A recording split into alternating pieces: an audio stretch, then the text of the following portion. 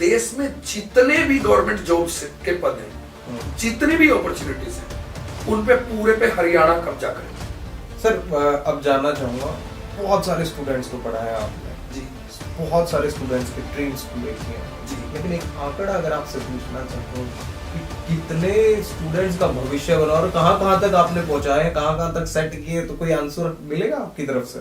अब दुनिया में हर किसी को पता है टेंस 3 टाइप के होते हैं, पास्ट, प्रेजेंट, फ्यूचर। बच्चों ने भी यही जवाब दिया, तो उसने कहा तुम गधे हो।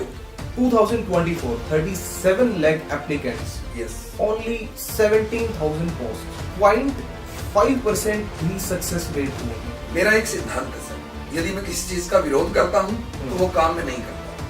मैंने कई ऐसे टीचर देखे हैं जो रील्स बना के ये कहते हैं कि रील्स मत देखो। Everybody wants to attract the audience in the first 5 to 10 seconds, क्योंकि यदि मैं उस दिन गवर्नमेंट जॉब लग जाता तो मैं यहाँ नहीं होता। यदि मैं 2016 की गवर्नमेंट जॉब ना छोड़ता, जो मेरे फैमिली के लिए बड़ा इमोशनल ट्रबल है, लॉकडाउन की वजह से पूरी इंडस्ट्री कोलैप्स कर गई। हिसार में जो गवर्नमेंट जॉब के कॉम्पिटिटिव एग्जाम्स हैं वो क्रैश कर गई। जिस टाइम और जगह को हमने डिसाइड किया था, जब उस जगह पे मैं पहुंचा तो उस इंस्टीट्यूट के 1500 से 2000 बच्चे वहां खड़े थे और उनकी उम्मीद ये थी कि नहीं सर, आप बीच में छोड़ के नहीं जा सकते। ओमेगा जी, गुड मॉर्निंग, नमस्ते, सुप्रभात, सत श्री अकाल। द वन मैन शो से मैं हूं आरजदीप, आपके साथ लेकर आया हूं आज ये पॉडकास्ट। मेरा पॉडकास्ट करने के पीछे का इंटेंशन जो होता है वो होता है समाज की भलाई। किसी ना किसी तरीके से मैं कुछ समाज के लिए कुछ कर पाऊं, और यही हर बार मेरा इंटेंशन होता है। और आज इस पॉडकास्ट को जो लेंस मैंने लगाया इस पॉडकास्ट के लिए वो है एजुकेशन। आज एजुकेशन के ऊपर बात करेंगे, आज स्टूडेंट्स के बारे में बात करेंगे। और आज इस पॉडकास्ट के मेरे स्पेशल गेस्ट हैं जो ऑनलाइन और ऑफलाइन दोनों बहुत ज्यादा फेमस है, बहुत ज्यादा पॉपुलर हैं। द स्वास्तिक इंस्टीट्यूट के डायरेक्टर ऑनर मेरे साथ अमनदीप सर जी हैं आज। और सर सीजीएल भी सर का क्लियर है और गवर्नमेंट जॉब भी कर चुके हैं, और अब बच्चों के भविष्य को सुधारने का काम, इसका जिम्मा सर ने ले रखा है। सर सबसे पहले स्वागत करता हूँ, वेलकम करता हूँ sir. Thank you Deep, first of all for inviting me on your podcast. इससे पहले भी कुछ लोग मेरे पास आए थे जो पॉडकास्ट के लिए, जिन्होंने मुझे अप्रोच किया था, बट उनके साथ बात करके वो रेलेवेंसी नजर नहीं आई मुझे, जो थॉट आपका नजर आया मुझे। तो ये जो आप इतना अच्छा काम कर रहे हैं, इतने पॉजिटिव थॉट के साथ कर रहे हैं, इतनी क्लैरिटी के साथ कर रहे हैं, तो आपको भी मेनी मेनी कांग्रेचुलेशंस और thanks to inviting me here. Sir thank you so much, आपने इतना प्यार मुझे दिखाया। सर बात करूंगा, जब मैं स्टूडेंट था मेरे कुछ बड़े अच्छे टीचर्स थे, मेरे फेवरेट टीचर्स थे। मुझे बड़ी क्यूरियोसिटी होती थी कि मैं सर की लाइफ के बारे में जानूं। आपने बड़े बच्चों का भविष्य बनाया है, बहुत बच्चों को आपने उनके सपनों को उनको साकार किया है। वो बच्चों में ना, मैं समझ सकता हूँ, क्यूरियोसिटी होती है कि सर की लाइफ के बारे में जाने। सर मैं आपकी लाइफ जर्नी के बारे में जानना चाहूंगा, कैसी आपकी लाइफ जर्नी रही? लाइफ जर्नी मेरी बड़ी इंटरेस्टिंग है। मेरी लाइफ के बारे में मैं एक लाइन बहुत बड़े स्तर पे मानता हूँ कि मुझसे बेहतर जिंदगी किसी की नहीं हो सकती, जिसमें उतार है, चढ़ाव है, लड़ाई है, झगड़ा है, सुकून है, संघर्ष है, सफलता है, सब कुछ है। इसमें बहुत सारे पॉजिटिव और नेगेटिव्स रहे हैं। मेरे पिताजी आर्मी में एक सिंपल से हवलदार के पद से रिटायर हैं, जो सन 2000 में रिटायर हुए। 2003 में कहानी में बड़ा ट्विस्ट आया कि मेरी सिस्टर बीमार हो गई। उसके बाद 16 साल लंबी वो बीमार रही, जिसमें उसका किडनी ट्रांसप्लांट भी हुआ, बहुत सारी चीजें हुई, पैसे भी नहीं थे। ऐसी भी हालात थे कि हमारा गांव का बस स्टैंड हमारे घर से 2 किलोमीटर दूर था और हमारे पास साइकिल नहीं थी। हम 3-4 घर में साइकिल मांगने जाते थे। इतना ह्यूमिलेशन फेस करना पड़ता था। हालांकि उस टाइम पता नहीं था कि ये ह्यूमिलेशन है। मतलब आज उसको सोचते हैं तो वो ह्यूमिलेशन लगता है, अदरवाइज उस टाइम नहीं लगता था। उस टाइम तो ऐसा लगता था कि इनकी चीजें दे रहे हैं तो दे रहे हैं, नहीं दे रहे हैं तो नहीं दे रहे हैं। बट समटाइम्स मुझे कुछ किस्से ऐसे याद आते हैं कि एक हमारे गांव में ताई जी होती थी, उनको नीचे से आवाज लगाते हैं, ताई जी बहन को लाना बस स्टैंड से, तो साइकिल दे दो। तो ऊपर से आवाज आती थी, साइकिल है नहीं, तेरे ताऊ खेत में चले गए, जबकि नीचे दिख रहा है स्टोर रूम में कि साइकिल खड़ा है। तो बहुत सारी चीजें हुई और वहां से सफर स्टार्ट करके उसके बाद गवर्नमेंट जॉब पहले मेरा जो एजुकेशनल बैकग्राउंड है वो डिप्लोमा इन मैकेनिकल इंजीनियरिंग मेरा फर्स्ट ऐसा क्वालिफिकेशन है जिसके बेस के ऊपर मैंने गवर्नमेंट जॉब की सोची थी। तो I was very good at mechanical engineering. तो मैंने DRDO का पेपर होता है एक, 2010 में मैंने वो पेपर दिया जेई के लिए। पेपर भी मेरा क्लियर हुआ, इंटरव्यू नहीं हो पाया, अच्छा इंटरव्यू गया था, उसके बाद भी नहीं हो पाया। तो उस टाइम ऐसा लगा था कि यार नहीं होना चाहिए था। अब पता नहीं करप्शन हुआ या नहीं, लेकिन मुझे ऐसा लगा कि शायद कुछ करप्शन था और मैं बड़ा डिमोटिवेट हुआ। बट मैं चलता रहा, लाइफ में हार नहीं मानता, मैं लगातार लगा रहता हूं। फिर उसके बाद कुछ प्राइवेट जॉब्स की मेहनत की, कंटिन्यूसली लगे रहे। उसके बाद मेरा भाई इंडियन आर्मी में सेलेक्ट हो गया। उसके बाद उसने मुझे कहा कि तू भी यार बहुत तूने किया परिवार के लिए, तू गवर्नमेंट जॉब के लिए तू ट्राई कर, मैं खड़ा हूं बैकअप में, तो टेंशन मत ले। वो मुझसे छोटा है। तो उसके बाद मैंने थोड़ा टाइम लिया और 10-11 महीने पढ़ के SSC में बहुत अच्छी पोस्ट पे, अपना डिफेंस अकाउंट्स का डिपार्टमेंट होता है उसमें ऑडिट ऑफिसर के रूप में मुझे काम करने का सौभाग्य प्राप्त हुआ। बट सडनली लाइफ ऑटोमेटिकली ऐसी चेंज होती चली गई। 2016 में SSC क्या करता था कि ज्वाइनिंग बहुत लेट होती थी और मेरी फैमिली की नीड थी कि मंथली 1-1.5 लाख रुपए तो आपको इकट्ठे करने ही है, क्योंकि मेडिकल एक्सपेंसेस इतने ह्यूज थे, बहुत सारी दिक्कतें थी। तो एक दिन मैं किसी इंस्टीट्यूट में जब पढ़ रहा था, तैयारी कर रहा था, अपने पहले 7-8 महीने मैंने कोचिंग ली। उसी दौरान मैंने अच्छे से मेहनत की तो मेरा सिलेक्शन हो गया। तो उस कोचिंग इंस्टीट्यूट में पढ़ाते हुए एक टीचर ने बोला था कि हमें पढ़ाने के 600 रुपए घंटे मिलते हैं। तो मेरे दिमाग में उसी दिन क्लियर हो गया था कि SSC जब ज्वाइनिंग देगी तो देगी, जिस दिन अपना मेंस का पेपर हो जाएगा उसी दिन से हम पढ़ाना शुरू करेंगे। सेम किया मैंने, मेंस दिया। मेंस देने के बाद उस इंस्टीट्यूट के ओनर से मैं मिला, दिल्ली बेस्ड इंस्टीट्यूट था, और थोड़ी जद्दोजहद के बाद 8-10 दिन के बाद मेरा सिलेक्शन हो गया एंड आई स्टार्टेड टीचिंग। मैंने 9 जनवरी 2017 को पहली अपनी क्लास ली थी इस फील्ड में, कॉम्पिटिटिव फील्ड में, इंग्लिश की। उसके बाद सफर चलता रहा, बच्चों में ट्रस्ट बनता गया और कंटिन्यूसली ये सफर बढ़ता चला गया। जब मेरी ज्वाइनिंग आई 22 जुलाई 2018 को, तब तक मुझे पढ़ाते हुए 1.5 साल हो गया था और मैं टीचिंग में इतना ज्यादा घुस चुका था कि मुझे पता ही नहीं चला। जब मैं अपनी गवर्नमेंट जॉब की तैयारी कर रहा था तो मेरे लिए जॉब जिंदगी और मौत थी, कि नहीं मिली तो मौत है और मिल गई तो जिंदगी जी लेंगे। बट जब 22 जुलाई को ज्वाइनिंग लेटर में डेट आई कि 22 जुलाई को आपको ज्वाइन करना है, तो मैं पीछे भाग रहा था कि मुझे ज्वाइन नहीं करनी। और मेरी फैमिली हरियाणा बेस्ड फैमिली है हमारी, तो हरियाणा में गवर्नमेंट जॉब की एक बहुत बड़ी हाइक है।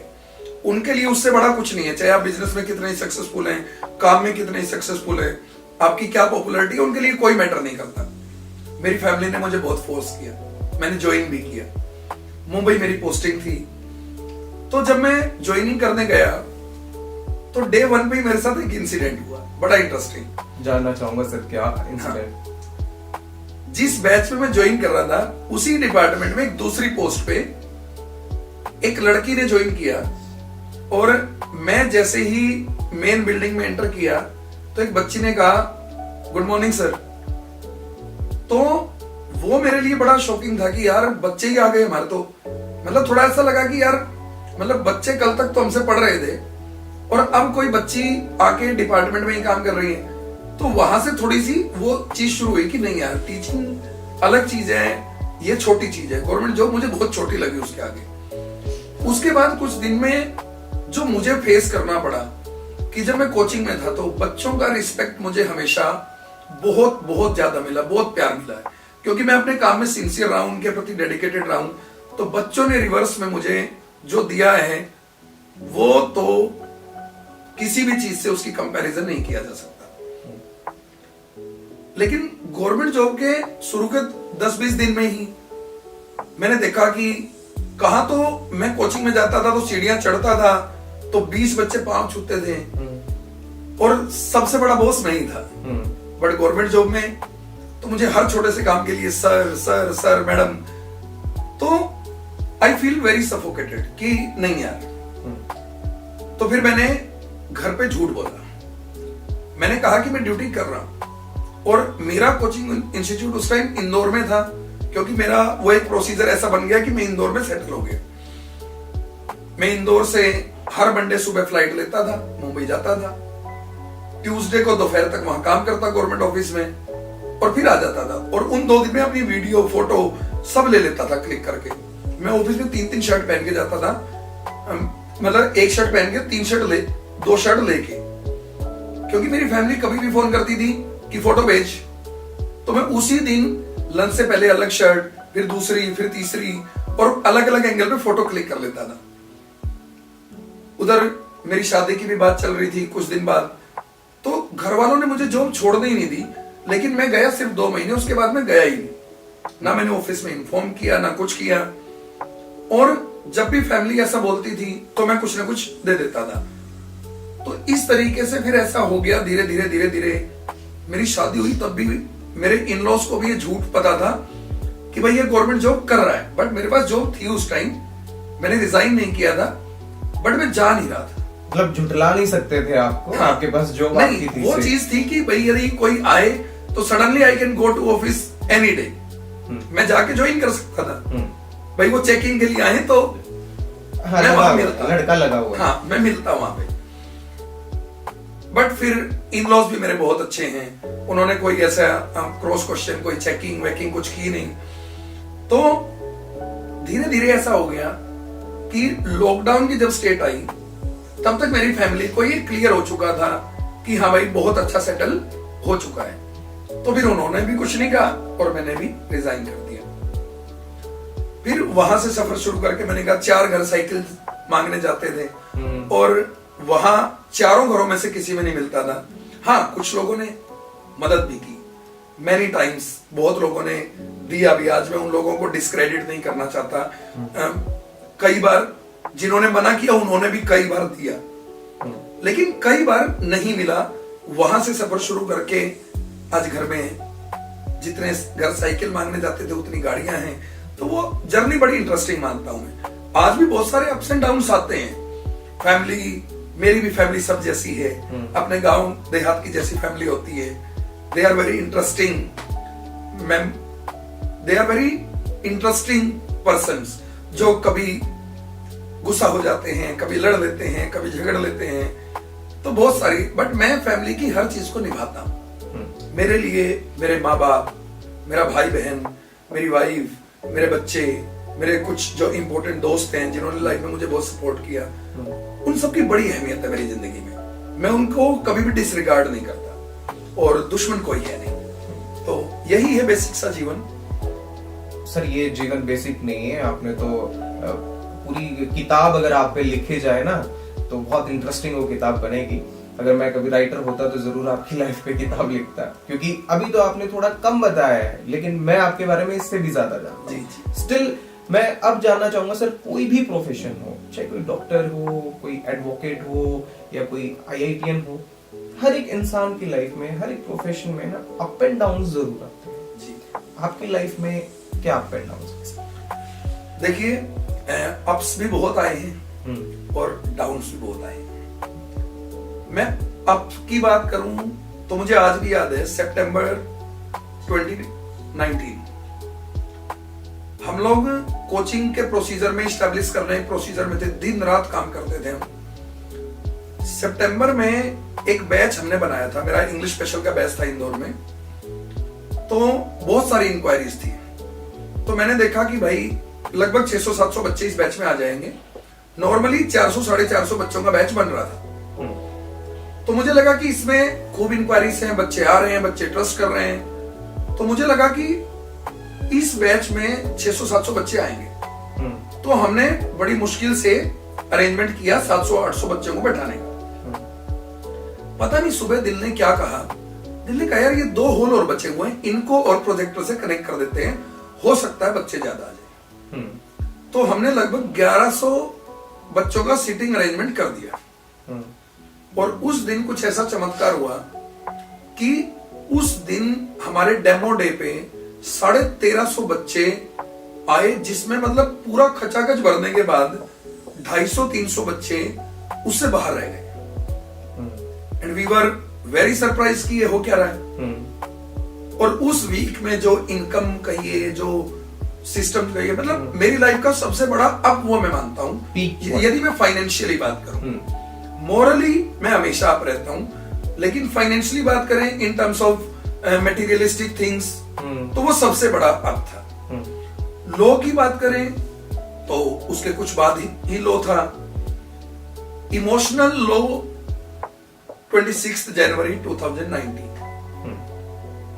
On the day when I lost my sister. मेरी जिंदगी का सबसे बड़ा लो वही है। और सरप्राइजिंगली मैं ऐसा क्यों हूं, इसके पीछे वो 26 जनवरी 2019 की घटना है। पैसा मुझे भी लगता था कि बहुत इंपॉर्टेंट है, but after spending that day I can say money is nothing. Because मेरी सिस्टर ना पहले बहुत बीमार होती थी।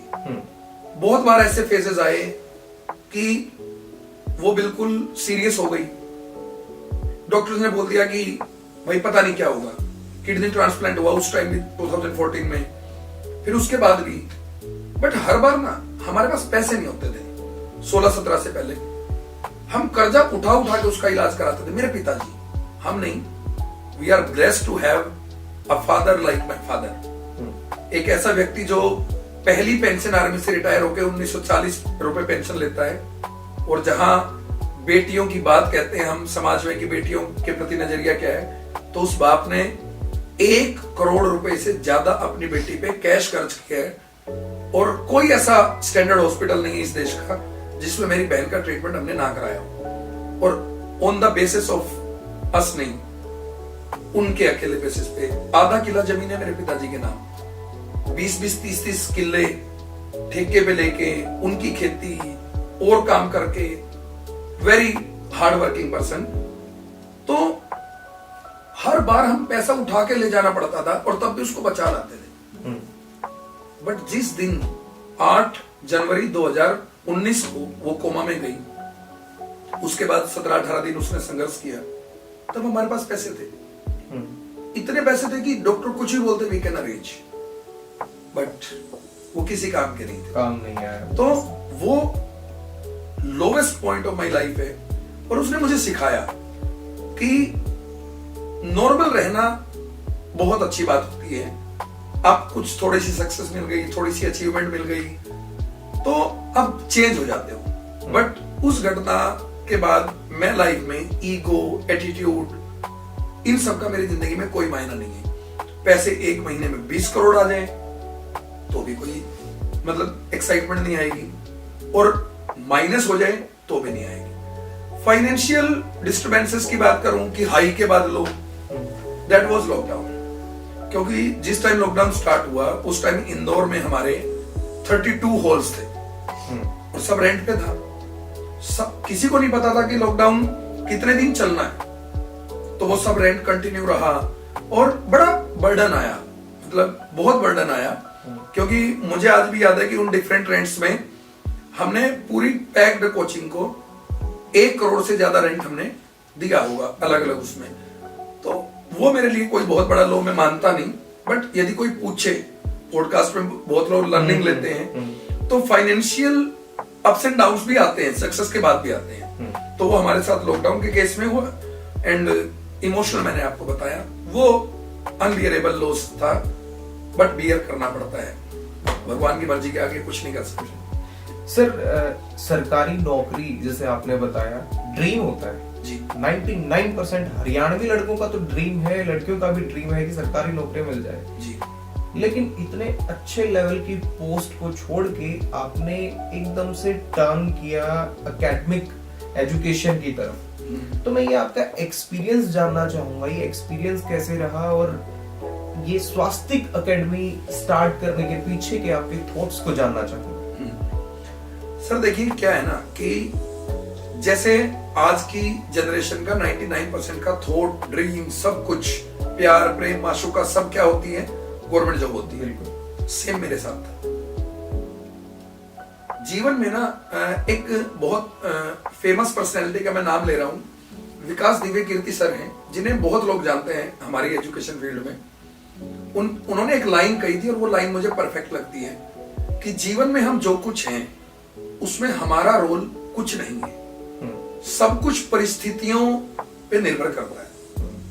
एंड सेम थिंग कि जो मेरी लाइफ में मैं हूं वो परिस्थितियों पे निर्भर करता है।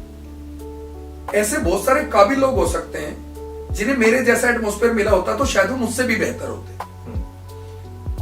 मैंने कहा कि मैंने गवर्नमेंट जॉब स्टार्ट की, पेपर दिया, 1 नवंबर 2016 को मेरा मेंस हुआ and I was very confident कि मेरा होना है, क्योंकि मैंने इतनी मेहनत की थी।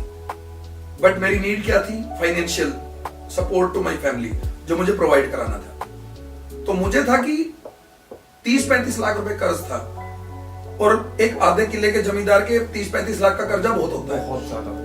तो और रेंट इंटरेस्ट पे वो सारा पैसा था। कुछ हमारे क्लोज रिलेटिव्स ने सपोर्ट दिया था, लेकिन बहुत सारा पैसा इंटरेस्ट पे था।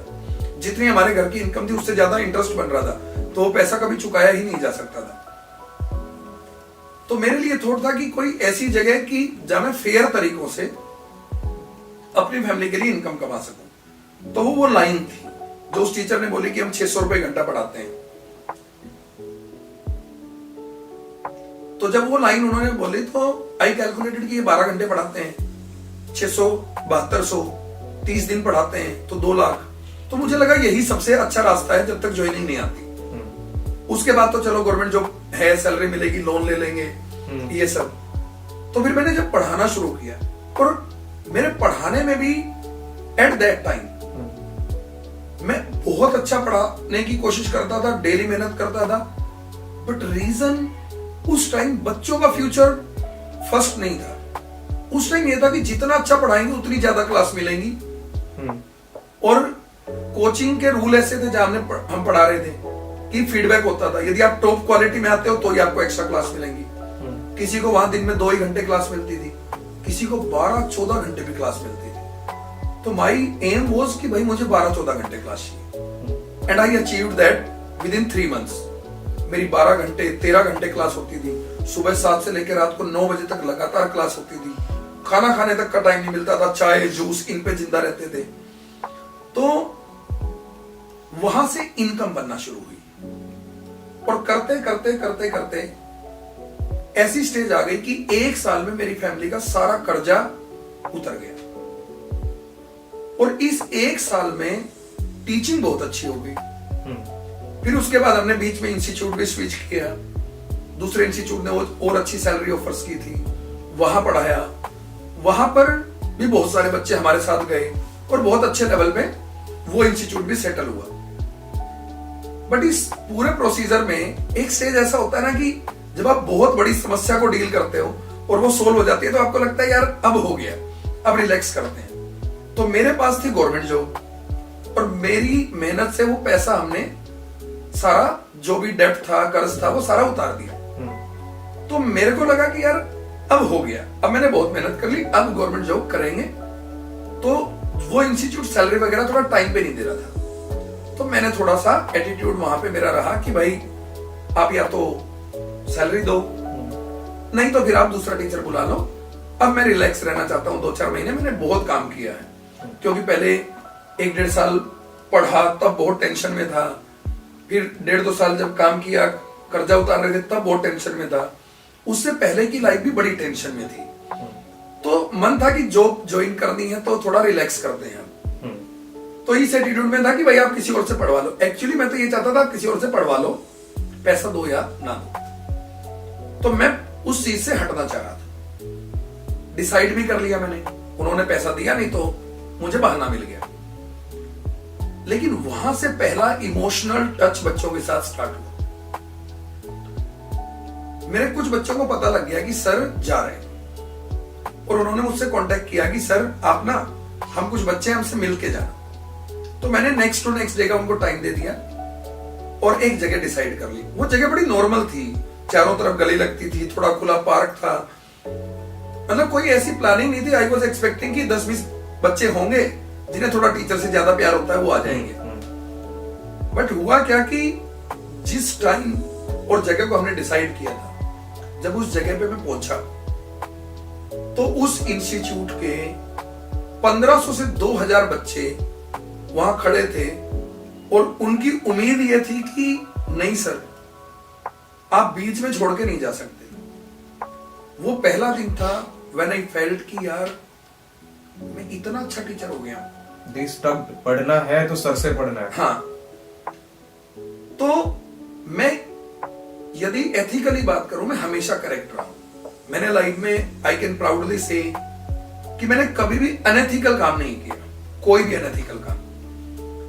तो वहां पर उन बच्चों की आंखों में जो मुझे दिखा, तो आई डिसाइडेड कि यार चाहे कुछ भी हो, अभी ज्वाइनिंग में टाइम बाकी है, मैं एक काम करता हूं, मैं इन बच्चों को पढ़ा के जाता हूं। बट उस इंस्टीट्यूट से मेरा टसल हो गया था, तो मैंने बच्चों को कहा कि भाई मुझे 3 से 4 दिन का टाइम दो, मैं एक हॉल देखता हूं, कुछ बेंचेस का अरेंजमेंट करता हूं।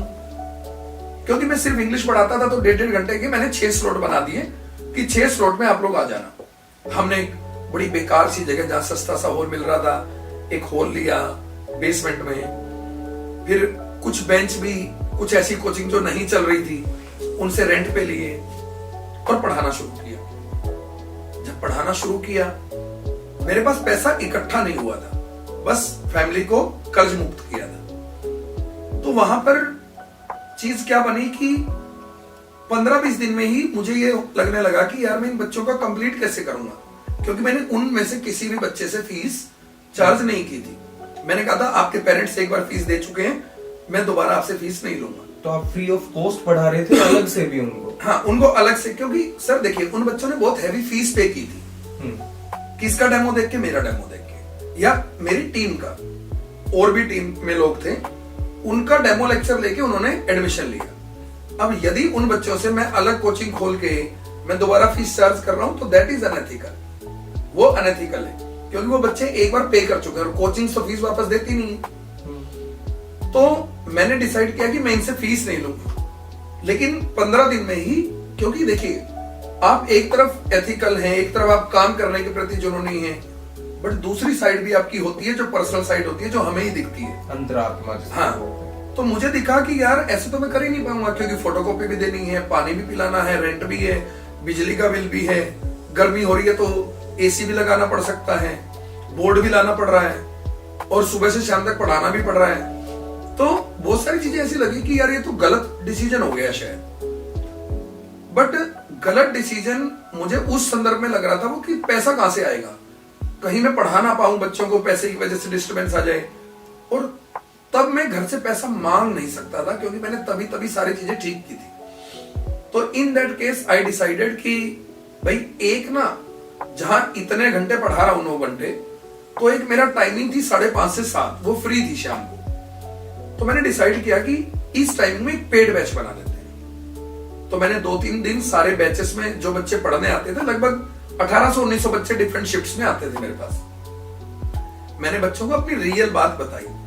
मैंने कहा ना, बच्चों से मुझे बहुत कुछ मिला है। उसकी वजह यह है कि कभी भी मैंने बच्चों से झूठ नहीं बोला, जो है वो बताया। मैंने उस दिन भी बच्चों को ये कहा, बेटा हमने शुरू तो कर लिया, तुमसे पैसा मैं लूंगा नहीं, ये सॉल्यूशन मुझे बिल्कुल मत देना। अब बात है कि तुम्हारा खर्चा तो हो रहा है और मेरे पास नहीं है पैसे, तो एक काम करते हैं, हम नया बैच बना लेते हैं। मेरा टाइम है, जब मैं 3 महीने 4 महीने तुम्हें पढ़ाऊंगा तो एक बैच और सही।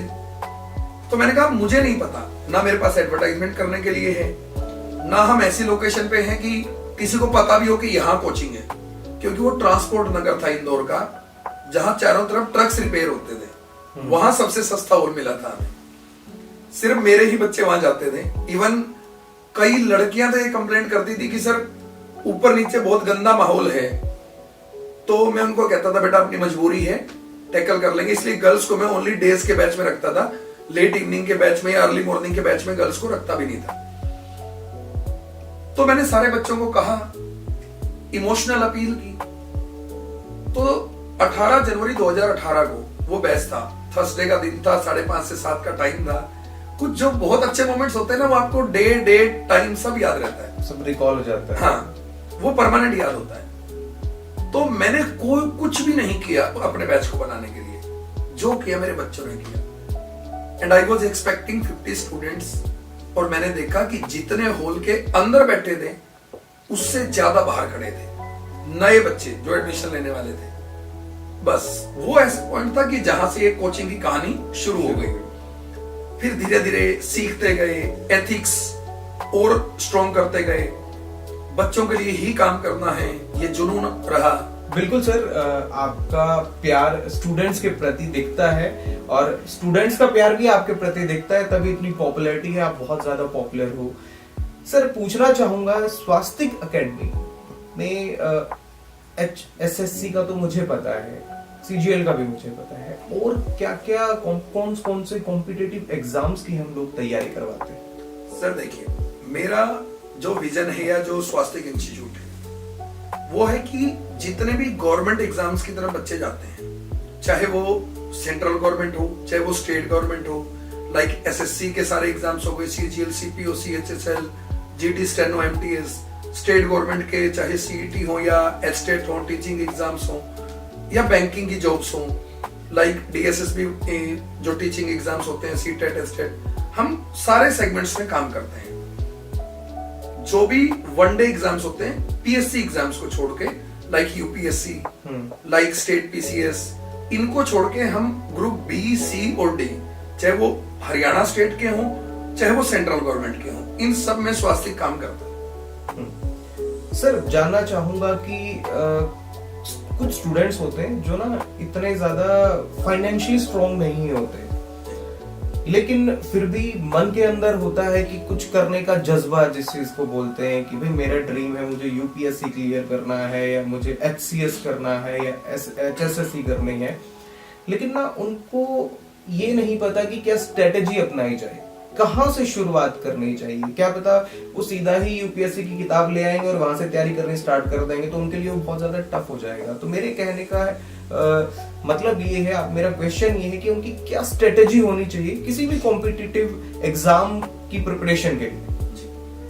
देखिए, सबसे पहले तो मैं आपको बताऊं कि आज के इस डिजिटल वर्ल्ड में फाइनेंशियल ऑब्स्टेकल किसी बच्चे को नहीं रोक सकती है। यदि बच्चा मेहनती है, एफर्ट करने वाला है, तो कोई भी फाइनेंशियल हर्डल उसके रास्ते में नहीं आ सकती है। बट एक बड़ा इंपॉर्टेंट क्वेश्चन है आपका कि कोई बच्चा कैसे सेलेक्ट करे कि मुझे किस एग्जाम में जाना है।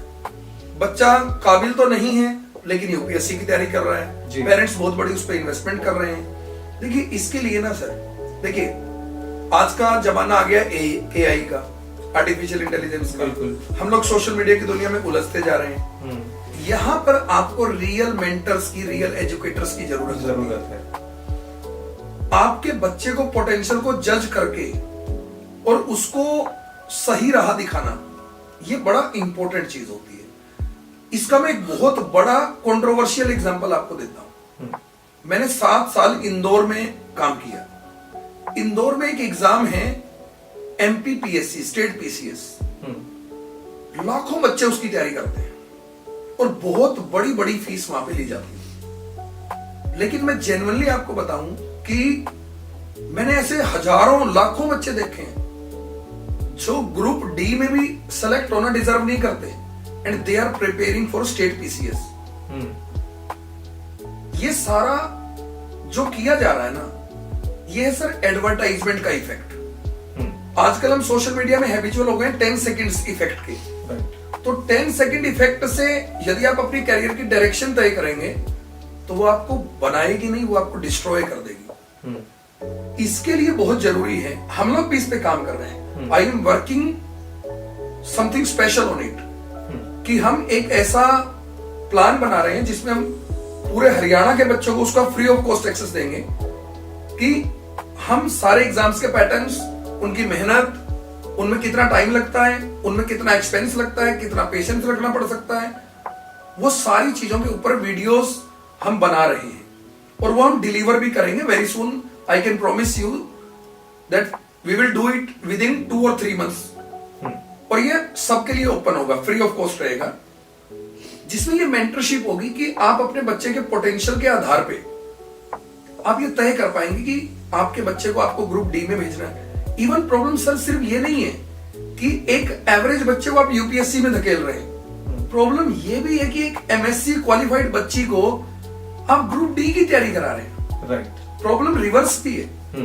मैं आज ही एक पेरेंट से मिलके आ रहा हूं, वो मेरी कोचिंग में आए हैं कि सीईटी की तैयारी करानी है और उनकी बच्ची की क्वालिफिकेशन है वो एमएससी कंप्लीट है and she is a very intellectual girl. मैंने उससे बात की, उससे पूछा, वो यूनिवर्सिटी टॉपर है और पेरेंट्स क्या कर रहे हैं कि सीईटी की तैयारी करवाओ। अब जिस बच्चे में रियल पोटेंशियल है हम उसे नीचे ला रहे हैं, जिसमें पोटेंशियल नहीं है उसे हम ऊपर की दिशा में भेज रहे हैं। ये सबसे बड़ा कारण है फेलियर का। इसका एक ही तरीका है कि अपने मेंटर्स ढूंढो, ऐसे लोग ढूंढो जो बेहतर तरीके से बता पाए कि किस एग्जाम में कितनी मेहनत है, किस डायरेक्शन में क्या। रिसर्च करो, और रिसर्च खुद नहीं की जा सकती एक बच्चे के द्वारा, चाहे एआई का जमाना है चाहे किसी का भी। यहां आपको एजुकेटर्स, अच्छे मेंटर्स यहां आपको लगेंगे। ये वो फील्ड है, आप सोशल मीडिया के ऊपर डिपेंड नहीं हो सकते इसमें। सर जैसे मेंटर की आपने बात की, मैं आपसे जानना चाहूंगा कि बहुत सारे ऐसे स्टूडेंट्स हैं जो काफी टाइम से लगे हुए हैं जी एग्जाम्स की तैयारी में, कई एग्जाम्स अटेम्प्ट भी कर चुके हैं लेकिन उनका एग्जाम क्लियर नहीं हुआ। लेकिन एक स्टेज ऐसी आती है जब आपको मूव ऑन करना पड़ता है, बिल्कुल, आपको यू टर्न मारना पड़ता है जी। आपको आप इस फील्ड में नहीं कर पा रहे कुछ अच्छा, तो आप कोई दूसरी चीज कर लो। बट कुछ स्टूडेंट्स होते हैं, जिद्दी होते हैं, सनकी होते हैं कि उनको लगता है कि नहीं मुझे तो क्लियर करना है, और इस जिद में, इस सनक में वो अपनी लाइफ के बहुत प्रीशियस टाइम को खराब कर लेते हैं। आपसे जानना चाहूंगा कि कौन सा ऐसा पॉइंट है, कौन सा ऐसा पड़ाव होगा जब स्टूडेंट को खुद ही पता लग जाए। आज इस पॉडकास्ट के जरिए मैं आपसे ये जानना चाहूंगा, और बहुत सारे स्टूडेंट्स हमारे इस पॉडकास्ट को देख रहे हैं, मैं जानना चाहूंगा वो टाइम कब आता है जब बच्चे को यू टर्न मार लेना चाहिए। सर देखिए, लाइफ में बहुत सारे सोशल मीडिया इन्फ्लुएंसर्स हैं, इन चीजों को ना सिर्फ व्यूज के लिए एक्सप्लेन करते हैं, बट इसमें एक प्रैक्टिकल पॉइंट है। हमने एक वीडियो देख ली कि हार नहीं मानना, ये नहीं करना, वो नहीं करना जी। वो ईगो की लड़ाई हो जाती है, और लास्ट में जब वो नहीं अचीव कर पाते तो वो आप वाली बात है, वो सुसाइड जैसे स्टेप तक लेते हैं। देखिए मैं आपको एक बात बताता हूं, यदि स्पेशली मैं बात करूं, देखिए मैं गवर्नमेंट जॉब की तैयारी कराता हूं, तो इसी फील्ड से रिलेटेड मैं उत्तर दूंगा जी, क्योंकि सबका लड़ाई भी यही है। मैं एक ही बात कहता हूं, गवर्नमेंट जॉब में कोई भी एग्जाम आपने टारगेट किया यूपीएससी और स्टेट पीसीएस को छोड़ के, तो मैक्सिमम 2 इयर्स। यदि आप सेकेंड ईयर के बाद बहुत करीब हैं, देन मैक्सिमम 3 इयर्स। यदि 3 साल के बाद भी आपका नहीं हो रहा तो आपको छोड़ देना चाहिए। और इसमें मैं वजह बताता हूं कि बच्चों के फेल होने की वजह क्या होती है। बच्चे जब तैयारी करते हैं ना सर, तो बहुत सारी चीजें ऐसी होती हैं कि वो फोकस करके तैयारी नहीं करते। अभी मैं आपको बताता हूं कि हिसार की मार्केट में जब मैं शिफ्ट हुआ, जब मैं इंदौर से शिफ्ट हुआ, क्योंकि मैं भी अपने स्टेट के लिए कुछ करना चाहता था, तो मैं जब शिफ्ट हुआ तो हिसार में जितनी भी कोचिंग्स थी, पहले अच्छे ब्रांड्स थे, नो डाउट, वो अच्छा काम भी करते थे, बट लॉकडाउन की वजह से पूरी इंडस्ट्री कोलैप्स कर गई। हिसार में जो गवर्नमेंट जॉब के कॉम्पिटिटिव एग्जाम्स हैं वो क्रैश कर गई। उसके बाद लोगों ने मनमानी करना शुरू कर दी।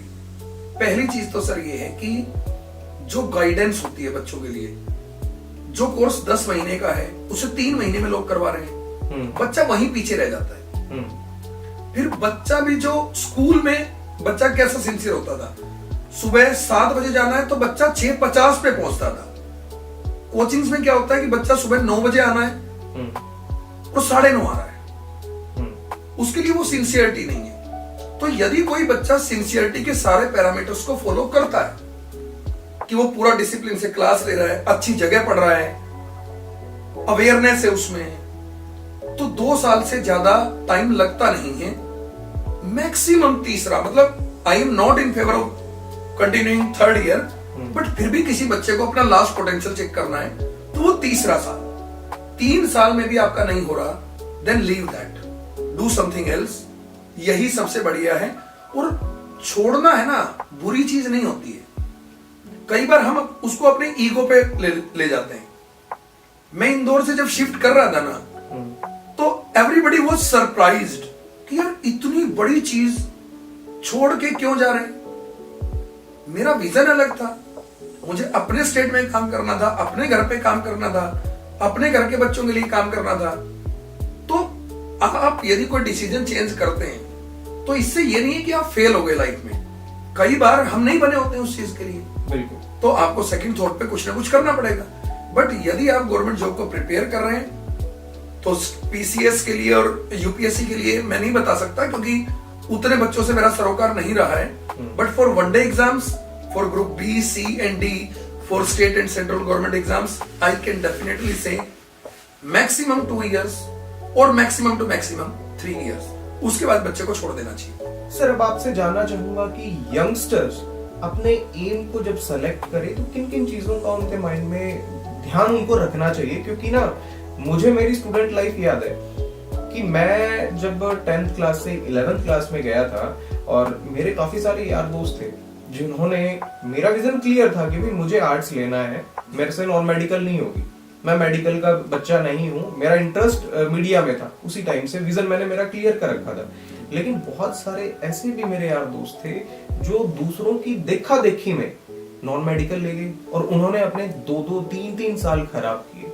तो मैं आपसे जानना चाहूंगा, बच्चे अपना एम सेलेक्ट करने में उनको किन किन चीजों का ध्यान रखना चाहिए? सर देखिए, वैसे तो मैं आपको बताऊं कि जब बच्चा बहुत यंग होता है, 10th स्टेज पे होता है, तो हमारी सोसाइटी एक ऐसी सोसाइटी बनी हुई है जिसमें पेरेंट्स ही बच्चे का बहुत सारा फ्यूचर डिसाइड कर देते हैं। पेरेंट्स का ही थॉट देखा है मैंने कि नहीं, नॉन मेडिकल लेना है, मेडिकल लेना है, क्योंकि 10th तक उनको स्कूल के जो मेंटर्स होते हैं उनके, वो पढ़ा तो रहे हैं, उनको एकेडमिक्स का सिलेबस तो करवा रहे हैं, बट यहाँ पर बच्चे का बहुत बड़ा रोल नहीं हो सकता, जहां तक मैं मानता हूं। यहाँ पर उसके जो स्कूल के टीचर्स हैं और जो पेरेंट्स हैं, इन चीजों को बहुत मजबूत करना पड़ेगा। कुछ 1-2% बच्चे ऐसे होते हैं जिनके इंटरेस्ट को रीड किया जा सकता है, लेकिन बहुत बड़ी संख्या में यहाँ पर इंटरेस्ट बच्चे का हमारी सोसाइटी डेवलप करती है कि वो किस फ्रेम में रह रहा है, कैसी जगह में रह रहा है। तो ये बड़ा इंपॉर्टेंट पॉइंट है। तो बच्चों को सही डायरेक्शन देने के लिए पेरेंटिंग और जो एकेडमिक्स के टीचर्स हैं उनको बहुत अच्छा काम करना पड़ेगा। और हमारी एजुकेशन के पीछे रहने का एक बहुत बड़ा कारण मैं मानता हूं कि हमारे जो स्कूल के टीचर्स हैं, चाहे हम कितने भी अच्छे स्कूल से पढ़ाएं, वो बस बच्चों को, बच्चे आए, उन्हें पढ़ाया, उनका सिलेबस करवाया, दैट्स ऑल। वो इस तरीके से काम करते हैं। जैसे मेरा एक मानना है, मैं ये मानता हूं कि जब बच्चा 10th तक 12th तक पढ़ रहा है, आज का जो डिजिटल वर्ल्ड है सर, वो इंग्लिश लैंग्वेज का वर्ल्ड है। चाहे हम कितने भी पेट्रियोटिक होके हम हिंदी की बात कर लें, but this world is for English communication. मैं ये कहता हूं कि यदि बच्चे के अंदर सिंगल एक क्वालिटी है ना, सिंगल एक क्वालिटी, कि he is a very good communicator of English, वो कभी अनसक्सेसफुल हो ही नहीं सकता, कभी भी अनसक्सेसफुल नहीं हो सकता। तो ऐसी चीजों पर काम करना पड़ेगा, इंटरेस्ट बच्चों के डेवलप करने पड़ेंगे। और जो बच्चे ऐसे हैं जिनका किसी पर्टिकुलर फील्ड में इंटरेस्ट है, उनके इंटरेस्ट को डाइवर्ट करने से हमें रुकना पड़ेगा और उनको उस इंटरेस्ट के अनुसार सही डायरेक्शन देनी पड़ेगी। बट इसमें जो मेजर रोल है, वो जो सोसाइटी का लोअर सेक्शन है या मिडिल सेक्शन है या अपर मिडिल है, इसमें बच्चा डिसाइड नहीं कर रहा, इसमें पेरेंट्स डिसाइड कर रहे हैं। जो मैंने आज के पॉडकास्ट में आपको बताया कि एक पेरेंट्स आके बैठे हैं, गवर्नमेंट जॉब में हैं, और वो कह रहे हैं कि हमारी बेटी को हमें सीईटी कराना है। उसका भी रीजन है कि पेरेंट्स के पास भी इंफॉर्मेशन नहीं है। बिल्कुल। तो इसमें बच्चे का रोल कम, और जो एकेडमिक्स के टीचर हैं और जो पेरेंट्स हैं, उनको इसमें ज्यादा सिंसियर होना पड़ेगा। सर, यहाँ पर बात करूंगा मैं फेलियर्स की। बहुत सारे बच्चे इमोशनल होते हैं, इमोशंस जुड़ भी जाते हैं। इतने टाइम से आप किसी एग्जाम की प्रिपरेशन कर रहे हो, तैयारी कर रहे हो, और आपसे वो एग्जाम नहीं निकल पा रहा है और गलत स्टेप उठा लेते हैं। तो आपसे जानना चाहूंगा, इन फेलियर्स को बहुत सारे स्टूडेंट फेस करते हैं, तो क्या उनको ऐसा करना चाहिए? How to deal with these failures? देखिए, failures is a part of life. आप किसी भी बड़े पर्सन की स्टोरी ले लीजिए, ऐसा कौन व्यक्ति है जो फेल नहीं हुआ? सब फेल हुए, और सबकी फेलियर्स बहुत बड़ी बड़ी हैं। हमारी जो यंग जनरेशन है, कई बार वो एग्जाम में फेल होने पर नहीं झेल पाती है, कई बार वो प्यार में फेल होने पे नहीं झेल पाती है, इमोशनल टर्बुलेंस उनका जो है वो उनके कंट्रोल में नहीं होता है, क्योंकि वो एक ही चीज को अपना फुल फ्लैज ऑप्शन मान के चलते हैं। आई एम टेलिंग यू कि जो डिफेंस रिसर्च डेवलपमेंट ऑर्गेनाइजेशन का मेरा पहला पेपर था, जो मैंने पेपर क्लियर किया, मैंने इंटरव्यू दिया, बहुत अच्छा इंटरव्यू हुआ मेरा, बट मेरा नहीं हुआ और मेरी नीड थी। मैं एक बात मानता हूं दीप जी, लाइफ में यदि किसी चीज को पाने के लिए आपने पूरी ईमानदारी से काम किया है और तब वो चीज आपको नहीं मिली, तो इसका मतलब जिंदगी आपको उससे कुछ बड़ा देना चाहती है। इस लाइन को याद करके आप अपना इमोशनल टर्बुलेंस 100% कंट्रोल करें, क्योंकि यदि मैं उस दिन गवर्नमेंट जॉब लग जाता तो मैं यहां नहीं होता। यदि मैं 2016 की गवर्नमेंट जॉब ना छोड़ता, जो मेरे फैमिली के लिए बड़ा इमोशनल टर्बुलेंस था, मेरे मम्मी पापा ने मुझे ये धमकियां दी है कि हम लटक जाएंगे यदि तूने छोड़ दी। लाइफ में जब आप पूरी निष्ठा से काम करते हो और तब चीजें आपके फेवर में ना आए, तो मुस्कुराइए, जिंदगी उससे बेहतर नजराना आपके लिए लेके तैयार बैठी है, बस आपको कंटिन्यू करना है, रुकना नहीं बस। सर मुझे क्यूरियोसिटी है, HSSC में सबसे हाईएस्ट पेड पोस्ट कौन सी होती है? SSC और HSSC दोनों में मैं बता देता हूं। देखिए SSC में यदि मैं बात करूं तो असिस्टेंट ऑडिट ऑफिसर है, असिस्टेंट अकाउंट ऑफिसर है, फिर इंस्पेक्टर रैंक्स हैं, 3 स्टार इंस्पेक्टर्स होते हैं, लाइक GST इंस्पेक्टर है, इनकम टैक्स इंस्पेक्टर है, ASO होते हैं डिफरेंट मिनिस्ट्रीज के। अब जैसे ASO ME है, तो ASO ME is a very premium post, क्योंकि उसमें आपको इंडिया से बाहर सर्विस करने का मौका मिलता है, अपनी जो फॉरेन एम्बेसीज होती है, और जब आप इंडिया से बाहर रहते हैं तो आपको हाई पे स्केल मिलता है। तो यदि डिफरेंट एंगल्स हैं, बट इन सब में बहुत अच्छी जॉब्स हैं। यदि मैं SSC में बहुत सारे लेयर्स हैं, CGL, CPO, CHSL, सबसे बड़ा एग्जाम है CGL। उसमें बहुत सारी पोस्ट के लिए एग्जाम होता है, एक ही एग्जाम होता है, उसमें सारी पोस्ट प्रीमियम है, उनमें प्रमोशन प्रोस्पेक्टिव बहुत है। सिर्फ एक सैलरी ही फैक्टर नहीं हो सकती किसी जॉब को जज करने का, बट मैं ये कहता हूं कि मिडिल क्लास के सपनों का सबसे खूबसूरत एग्जाम इस देश में कोई है तो वो SSC CGL है। क्योंकि जो हाई क्लास के लोग होते हैं वो IIT की तरफ अपने बच्चों को भेजते हैं, नीट की तरफ बच्चों को भेजते हैं, UPSC की तरफ बच्चों को भेजते हैं, क्योंकि उनमें ज्यादा टाइम लगता है, ज्यादा महंगी फीस है कोचिंग्स की, उतना एक मिडिल क्लास फैमिली अफोर्ड नहीं कर पाती है।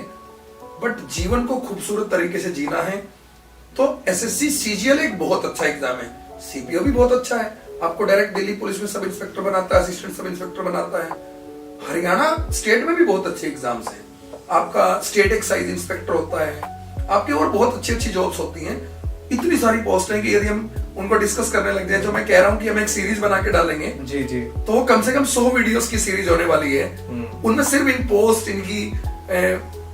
इनके जो ग्लैमरस पॉइंट हैं ट्रैक करने के, इनकी जो सैलरीज हैं, इनके जो पैटर्न्स हैं, इनके जो प्रमोशनल प्रोस्पेक्टिव हैं, तो बहुत लंबी वो सीरीज जाने वाली है। वो इतना लंबा डिस्कस करना पॉसिबल नहीं हो पाएगा, बट बहुत अच्छे एग्जाम्स हैं यदि कोई बच्चा करना चाहे। सर अब बात करूंगा, मैं आपको थोड़ा सा पीछे लेके जाना चाहूंगा। अगर अब से आप 7-8 साल पीछे चले जाते हैं, उस टाइम पे सोशल मीडिया इतना ज्यादा एक्टिव नहीं था, ये तो एकदम से बूम आया है जी। तो मैं जानना चाहूंगा, what is the impact of social media in this industry? वैसे मेरी PhD भी सोशल मीडिया पे ही चल रही है जी, लेकिन आपकी जुबानी मैं सुनना चाहूंगा कि कितना फर्क पड़ा है स्टूडेंट्स की लाइफ पे या एजुकेशन में, यूट्यूब हुआ, फेसबुक हुआ, इन सब चीजों से। सर सोशल मीडिया ने तो ये पूरा सब कुछ डिस्ट्रॉय कर दिया। हाउ? लाइक मैं आपको बताता हूं कि पढ़ाई के समय सबसे बड़ी चीज चाहिए होती है पेशेंस, और सोशल मीडिया ने बच्चों का पेशेंस लेवल शून्य कर दिया है। जैसे आज की डेट में ये जो रील्स चल रही हैं, इनको स्क्रॉल करते हुए ना मेरे जैसे बुद्धिजीवी का भी कई बार 1 घंटा खराब हो जाता है। बिल्कुल हो जाता है। और बच्चे उस रील्स को देख रहे हैं और वो 1 मिनट भी उस रील को नहीं देख रहे हैं ये चेक करने के लिए कि वो अच्छी है या बुरी है। They want to decide everything in few seconds.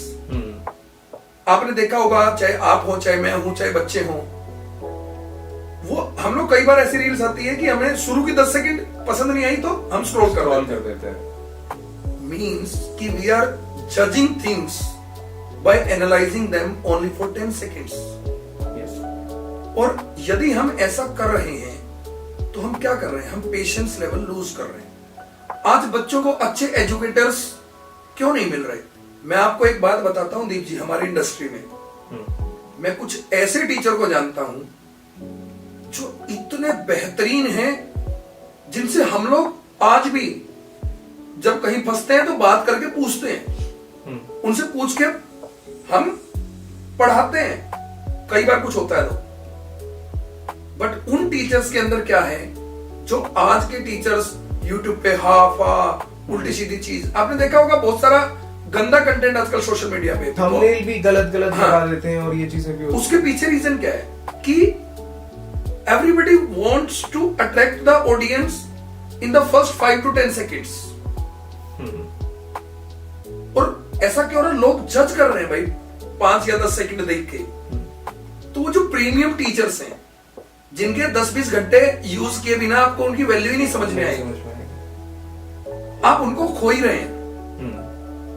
YouTube की दुनिया में बहुत कुछ अच्छा है ना सर, तो बहुत बड़ा हिस्सा खराब भी है। ये जो फूफा की दुनिया है। अब मैं इसका एक और एग्जांपल देता हूं। जैसे हमारी इंडस्ट्री में मैथ्स एक बड़ा इंपॉर्टेंट क्रूशियल सब्जेक्ट है। कुछ टीचर्स ने क्या किया, देखिए मैं उन टीचर्स को पर्सनली जानता हूं। एग्जाम हुआ, उनके पास पेपर आया, पेपर में क्वेश्चन बड़ा हार्ड था। अब टीचर के पास क्वेश्चन आ गया, टीचर ने जब पहली बार किया तो टीचर को भी टाइम लगा, बट टीचर ने उसको ऊपर रिसर्च की, उसकी ट्रिक बनाई छोटी से छोटी। और टीचर ने क्या किया, शॉर्ट्स में टीचर आया और उसने कहा कोई क्वेश्चन है ये यहां से लेना, ये यहां से लेना, उठाना, उड़ा दिया, हो गया। अब इससे क्या होता है कि एक बच्चे को माइंड में लगता है कि यार ये तो जादूगर है, बिल्कुल लगेगा, और वो उस टीचर के जाल में फंस जाता है। इसलिए सोशल मीडिया ने यंग जनरेशन को पेशेंस के लेवल पे 0 पे लाके खड़ा कर दिया है। और इसलिए ये लाइफ में जो आज की यंग जनरेशन है ये बड़े ऑब्स्टेकल फेस नहीं कर पाती। सोशल मीडिया ने जो सबसे ज्यादा खत्म किया उसका नाम है पेशेंस, और जीवन में जिसकी सबसे ज्यादा नीड है उसका नाम भी है पेशेंस। तो आप समझ लीजिए ये पूरी तरह से डिस्ट्रॉय कर। सर आपकी बात जैसे आपने बताई, आपका भी YouTube के ऊपर एक चैनल है जहाँ लाखों बच्चों को आप फ्री ऑफ कॉस्ट एजुकेशन आपकी होती है अधिकतर, मैंने देखा है। तभी मैंने पॉडकास्ट की शुरू में ही आप लोगों को बताया था ऑफलाइन एंड ऑनलाइन सर बहुत पॉपुलर है। तो आपके YouTube के बारे में थोड़ा सा जानना चाहूंगा। सर देखिए YouTube में हमारे डिफरेंट प्लेटफॉर्म्स हैं। जैसे हमारा एक प्लेटफॉर्म है जिसपे 18 लाख बच्चे हैं, एक प्लेटफॉर्म है जिसपे 2 लाख बच्चे हैं, जो स्वास्तिक के नाम से हमारा प्लेटफॉर्म है वो उस पे 2 लाख बच्चे हैं, क्योंकि अभी हमने पिछले साल इसको क्रिएट किया। अभी हरियाणा सीईटी के लिए हमने पूरे हरियाणा के बच्चों के लिए पूरा course free of cost launch किया, एक अलग चैनल बनाया जिसका नाम है HSSC CET 2025। तो उन पे बच्चे पढ़ रहे हैं, जुड़े हैं। बट जो ये सोशल मीडिया में, देखिए मेरा एक सिद्धांत है सर, यदि मैं किसी चीज का विरोध करता हूं तो वो काम में नहीं करता। मैंने कई ऐसे टीचर देखे हैं जो रील्स बना के ये कहते हैं कि रील्स मत देखो, मतलब खुद रील बना रहे हैं, रील से ही उस मैसेज को कन्वे कर रहे हैं और बच्चों को कह रहे हैं कि रील्स मत देखो। मेरा सिद्धांत है कि हमने, मैं प्राउडली कह सकता हूं कि हमने सोशल मीडिया में कुछ भी ऐसा नहीं किया जिससे किसी बच्चे का पेशेंस लेवल 0। हम सिर्फ पढ़ाते हैं। हमारे पास बहुत सारे मेल टीचर हैं, बहुत सारे फीमेल टीचर हैं।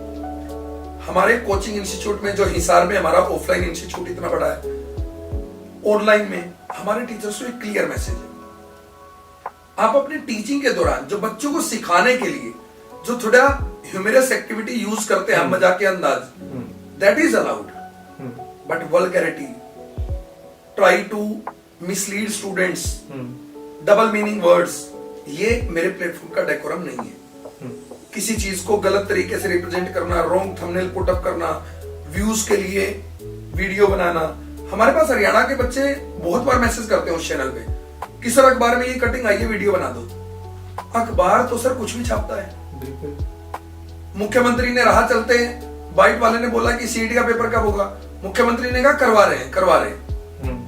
उसकी न्यूज बन गई अगले दिन। बिल्कुल।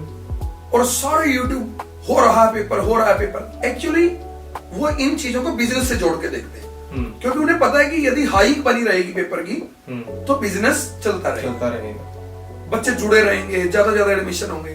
But sir, to be very honest, मेरी जिंदगी में मेरे ब्रेड और बटर के लिए I need some financial benefits from my institute, but my first goal is not to earn income from this institute. मैं इस इंस्टीट्यूट को मंदिर मानता हूं, इस फील्ड को जब कहते हैं ना कोचिंग इंस्टीट्यूट, तो आई फील वेरी एम्बेरेस्ड जब कोई मेरे कोच, मतलब जो मेरा इंस्टीट्यूट है उसे कोई कोचिंग कहता है ना, क्योंकि कोचिंग का रेपुटेशन अच्छा नहीं है। और मैं ये कह सकता हूं प्राउड के साथ कि Swastik is not a coaching, Swastik is an emotion. मैं बच्चों के इमोशन को कैरी करके काम करता हूं, और मैं चाहता हूं कि स्वास्तिक इमोशन है, स्वास्तिक ट्रस्ट है, इस दिशा में मैं स्वास्तिक को लेके जाऊं। और आने वाले 5-10 साल के बाद जब हमारी जिंदगी की जरूरतें ऐसी हो चुकी हों, तो हम इस पैटर्न पे भी काम कर सकें कि उसकी जो अर्निंग्स हैं उससे हम और ज्यादा बड़ी संख्या में स्टूडेंट्स को बेनिफिशरीज बना सकें। तो इसी डायरेक्शन में हमारा काम है। और सोशल मीडिया, ये जो यूट्यूब चैनल्स हैं, प्लेटफॉर्म्स हैं, हमारे सारे प्लेटफॉर्म पढ़ाने के लिए यूज होते हैं। ऑफलाइन टीचिंग, ऑफलाइन पढ़ना ज्यादा अच्छा है, जबकि देखिए हम पैसा ज्यादा ऑनलाइन से कमाते हैं, बट मैं फिर भी कह रहा हूं ऑफलाइन पढ़ना ज्यादा अच्छा है, क्योंकि ऑनलाइन में आप डिसिप्लिन में नहीं रह सकते।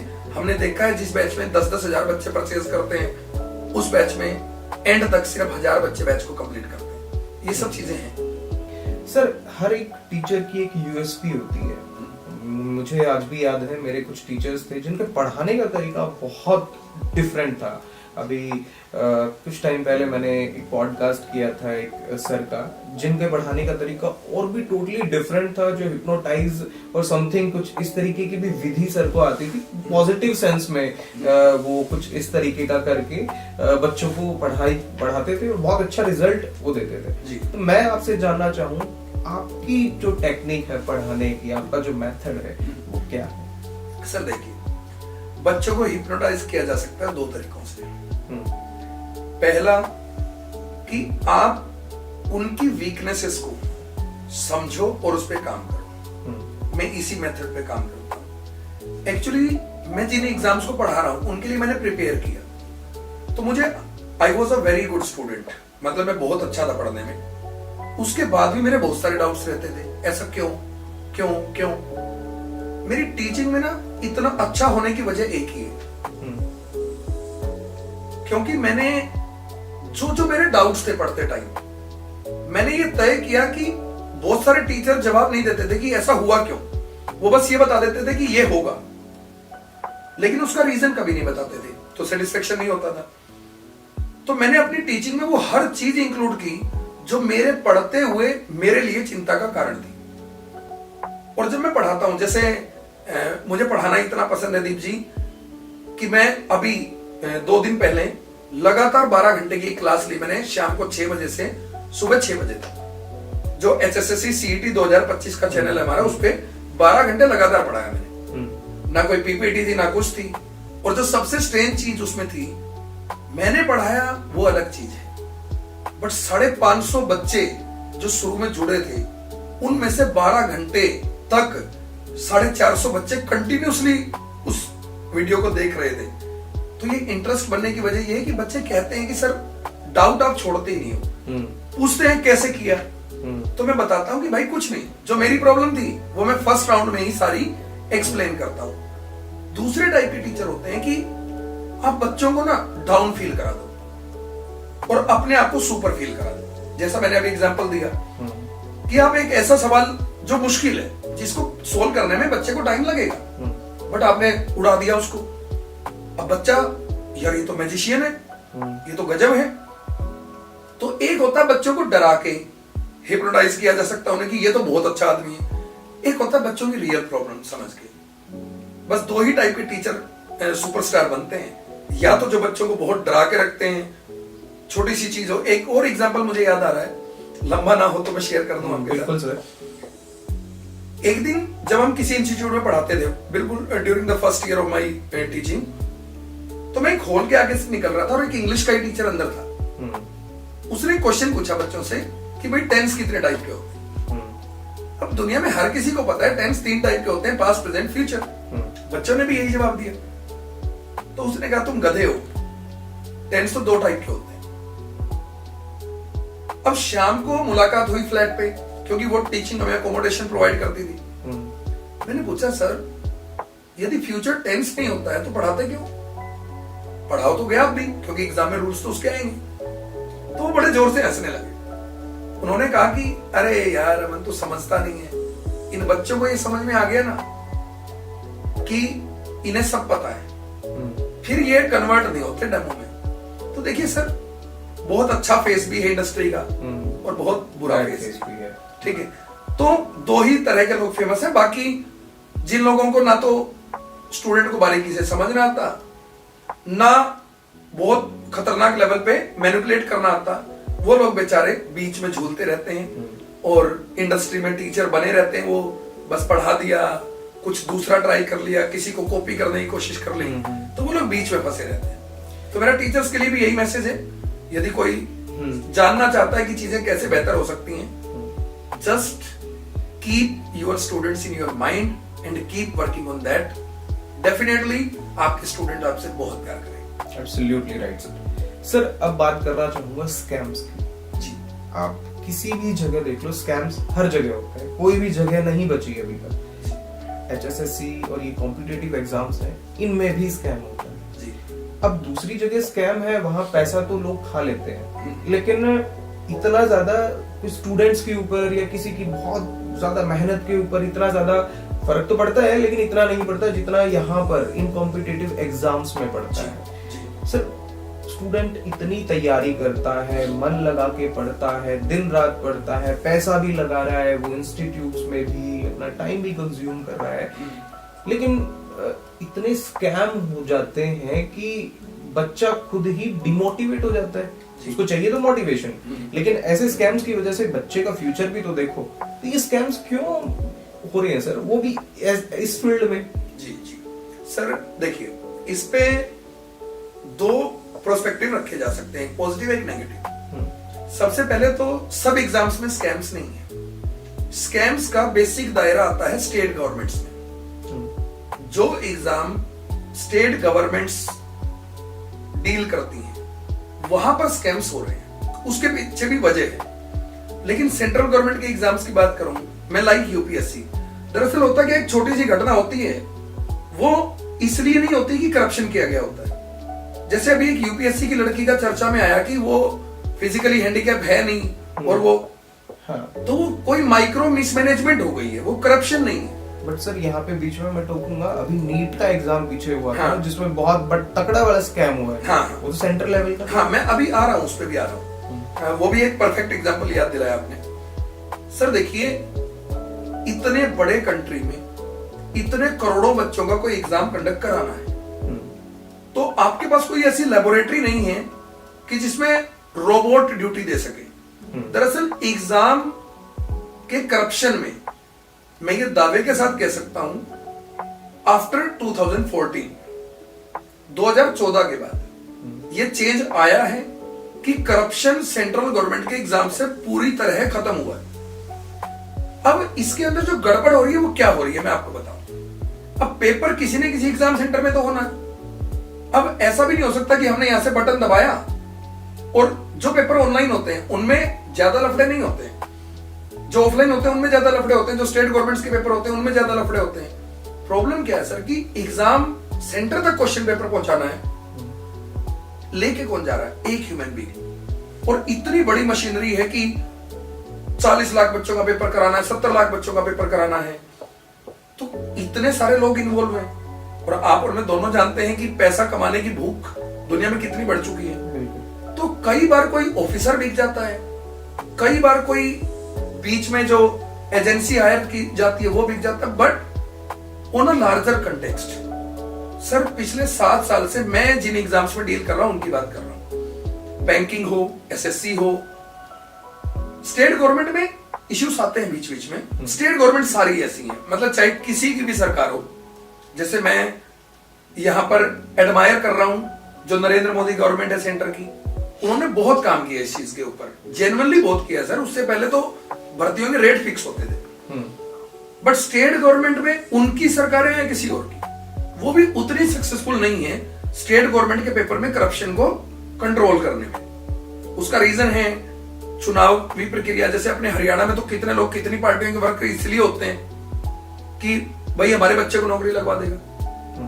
अब विधायक के ऊपर प्रेशर है, तो वो कभी प्रेशर रीजन होता है, कभी कुछ रीजन होता है, but on larger context central government के एग्जाम्स में करप्शन ना के बराबर है। जब कोई मिसमैनेजमेंट हो जाता है उसे भी हैंडल करने की कोशिश की जाती है। एसएससी में कोई करप्शन नहीं है सर। 7 साल 8 साल हो गए, मैंने जिस बच्चे को यह पहचाना कि इसका होना चाहिए उसका हुआ। जिस बच्चे का मुझे लगा कि यार इसका हो भी सकता है, उसका नहीं भी हो सकता, उनमें से कुछ का हुआ, कुछ का नहीं हुआ। जिस बच्चे को देख के ये लगा इसका नहीं होगा, उसका नहीं हुआ। मैंने कोई करप्शन इन्वॉल्वमेंट नहीं की, मेरा हुआ। मेरी मेहनत ने मुझे बताया कि मेरा होना था। तो बहुत ज्यादा इसके अंदर हम कुछ नहीं कर सकते। बच्चे का काम है कि वो रिकॉर्ड चेक करे एग्जाम का, जब तैयारी कर रहा है, कि कौन से एग्जाम है जिनमें ये मिसमैनेजमेंट हो रही है बार बार, उनको अवॉइड करे। यही एक मात्र बेटर रास्ता है, और कोई बेटर रास्ता सर देखिए, देश बदलना हमसे अलग लोगों का काम है, प्रक्रियाएं सुधारना हमसे अलग लोगों का काम है। मैं इसमें नेगेटिव पॉइंट को हाईलाइट क्यों नहीं कर रहा, मैं ये भी बता रहा हूं कि यदि हम ये बोलेंगे ना, तो देखिए बच्चे तो पहले ही पेशेंस लेवल 0 करके बैठे हैं। उन्हें तो बहाना चाहिए कि अच्छा इसमें तो करप्शन हो रहा है। और बहुत सारे बच्चे पेरेंट्स को ये बोलते भी हैं, एसएससी में बोलते हैं कि करप्शन हो रहा है इसलिए हमारा नहीं हो रहा।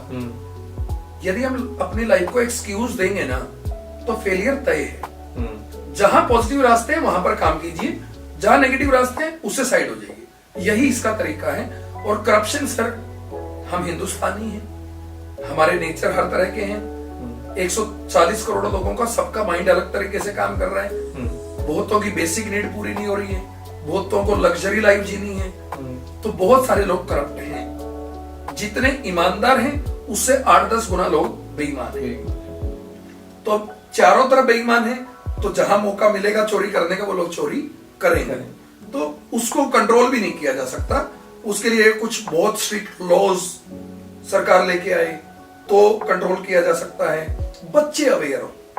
मान लीजिए मैं पेपर बेच रहा हूं, एक बच्चे को पता लग गया, वो खरीद रहा है, उसकी ड्यूटी क्या है कि वो कंप्लेंट करे। या बच्चे भी तो ऐसे 2 हिस्सों में बंटे हुए हैं ना, जिनका पोटेंशियल कम है, वो लोग चाहते हैं करप्शन हो। बिल्कुल। जिनका फाइनेंशियल सेटअप मजबूत है वो लोग चाहते हैं कि करप्शन हो। लेकिन जिनके संघर्षशील परिवार हैं, जिनके पास देने के लिए पैसा नहीं है, वो चाहते हैं कि करप्शन ना हो। तो अवेयरनेस ड्राइव, यदि हर बच्चा सर अवेयर हो जाए ना, तो करप्शन 0 किया जा सकता है। हर सिंसियर बच्चे में ये दम होना चाहिए कि मैं आपको एक बात बता रहा हूं कि यदि मैं आपसे भी एक क्वेश्चन पूछूं, इसका आपको आंसर देने की कोई नीड नहीं है। क्या आपके नॉन में कोई ऐसा व्यक्ति है जिसका आपको पता है कि करप्शन से लगा हुआ है? मेरे नॉन में है, ठीक है, बट वो कौन लोग हैं? वो हमारे दोस्त हो सकते हैं, हमारे रिलेटिव हो सकते हैं। अब हम उस पर एक्शन नहीं ले रहे। हमारे गांव में सबको पता होता है कि कौन सा बच्चा पैसे देके लगा है, कौन सा बच्चा पैसे देके नहीं लगा है। कोई कंप्लेंट ही नहीं कर रहा। तो जब कोई कंप्लेंट ही नहीं कर रहा, then why we are expecting कि चेंजेस होंगे? तो awareness is the only way to handle this situation, to solve this.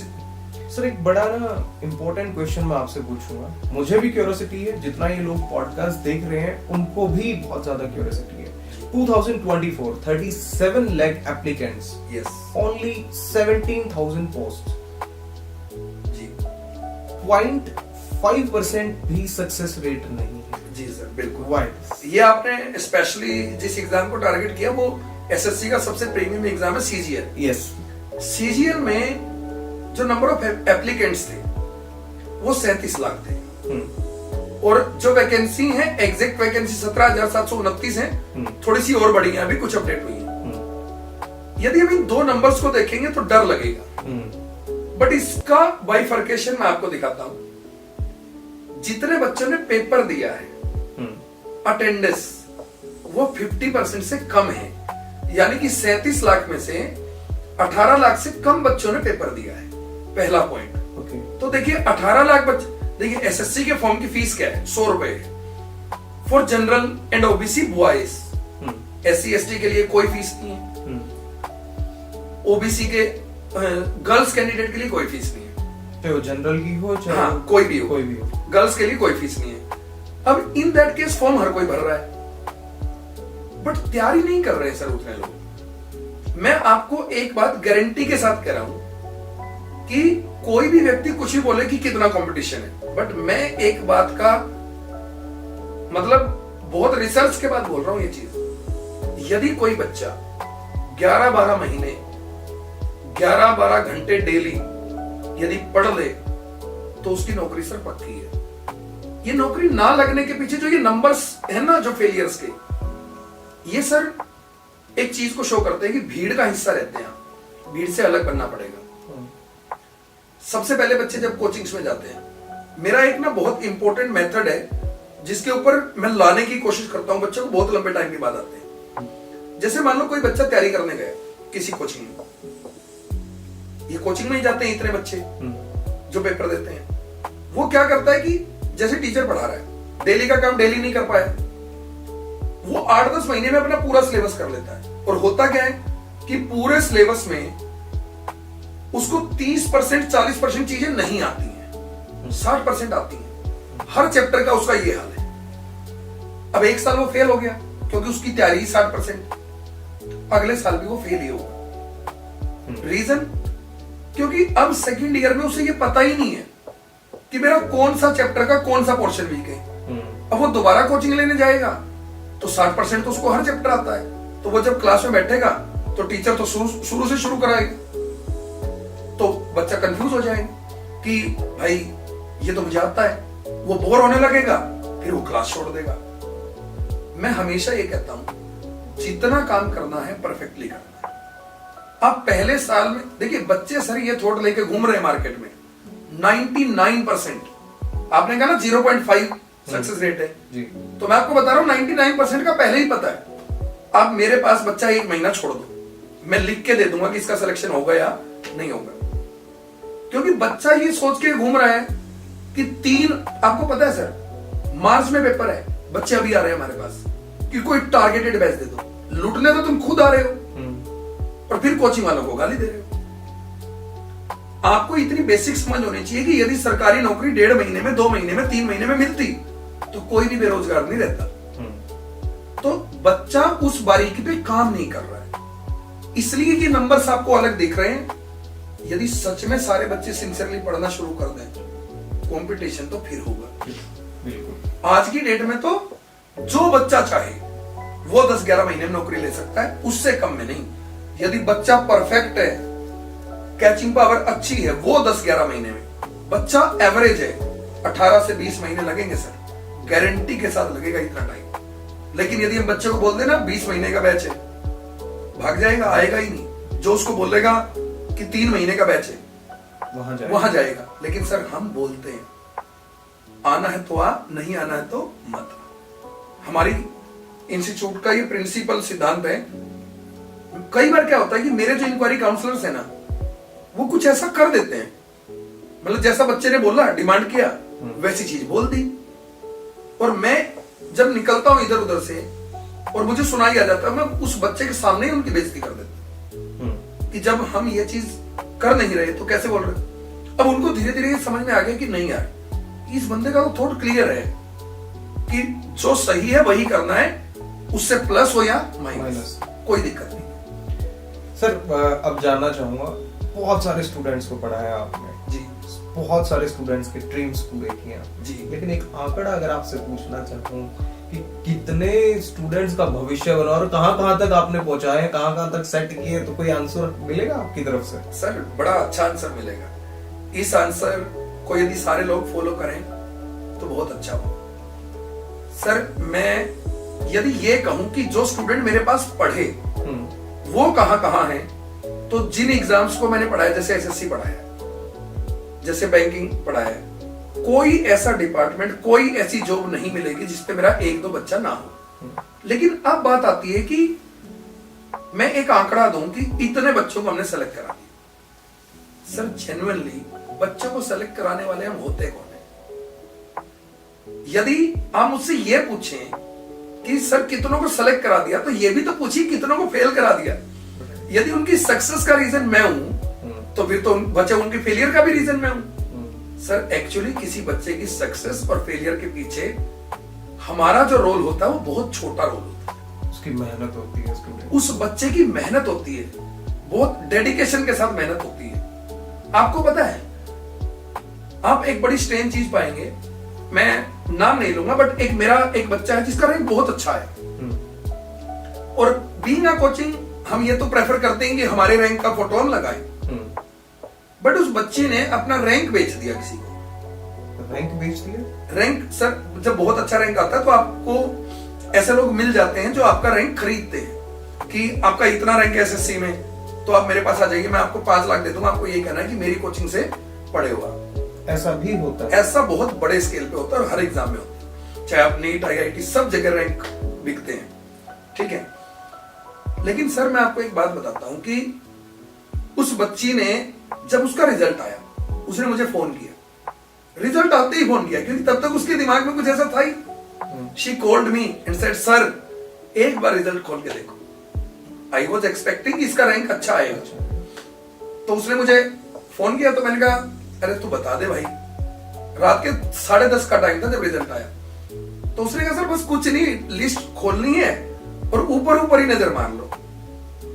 मैं रैंक भी नहीं बोलूंगा यहाँ पे, क्योंकि I don't want to highlight, क्योंकि वो एक फीमेल बच्ची है, पेरेंट्स हैं, सोसाइटी में बहुत गलत चीजें हो जाती हैं। बिल्कुल। तो उसने बोला कि सर इतना रैंक आया। मैंने देखा, आई वॉज वेरी हैप्पी।